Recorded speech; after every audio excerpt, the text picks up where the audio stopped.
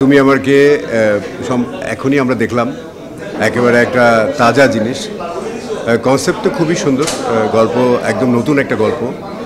আর আসলে এই যে আমাদের মানবিকতা বা আমাদের যে হিউম্যানিটি বা আমাদের যে কমিটমেন্ট বা আমাদের যে নৈতিকতা, সেগুলোর যে স্খলন বা সমাজ যেভাবে একটা নেগেটিভলি আমাদেরকে নানা কিছু দেখাচ্ছে, যে একজন গ্রাম থেকে আসলে কিভাবে সাফার হচ্ছে, মানুষের আসলে যে অবক্ষয় হচ্ছে মানবতার, মনুষ্যত্বের, সেটা মনে হলো আমার কাছে যে খুবই খারাপ একটা জায়গায় আমরা বিলং করছি। এক্সট্রিম মশার কয়েল প্ল্যান্ট ফাইবার দিয়ে তৈরি, তাই সহজে ভাঙে না, সুগন্ধিযুক্ত ও নিরবিচ্ছিন্নভাবে জ্বলে। ডেঙ্গু, চিকুনগুনিয়া বাহি সহ যে কোনো মশার বিরুদ্ধে দেয় এক্সট্রিম সুরক্ষা।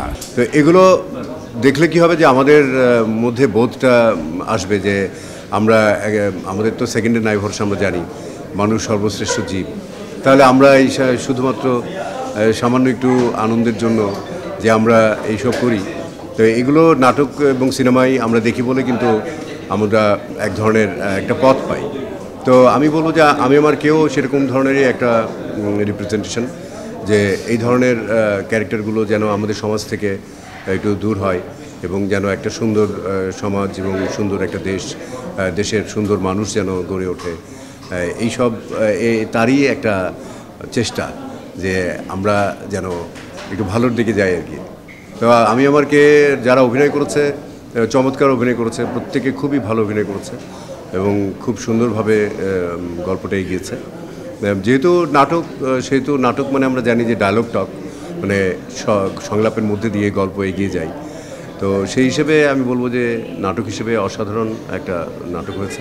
মাঝে মধ্যেই আমি হয়তো অনেক দিনের জন্যই অন্য কোনো কাজে এঙ্গেজ হয়ে যাই এবং কাজ করতে করতে খুব বিরক্ত লাগে তখন।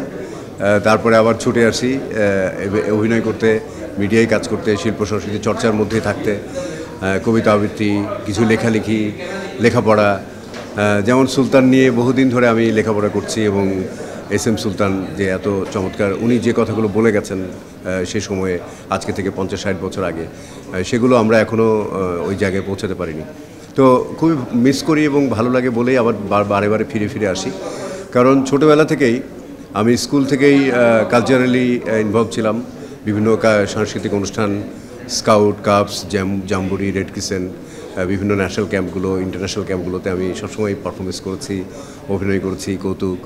সেখান থেকে থিয়েটার, কবিতার দল, রেডিও, টেলিভিশন, তারপরে সিনেমা, জাতীয় চলচ্চিত্র পুরস্কার, সব মিলিয়েই আমি মনে করি যে আমার খুব সুন্দর একটা জীবন।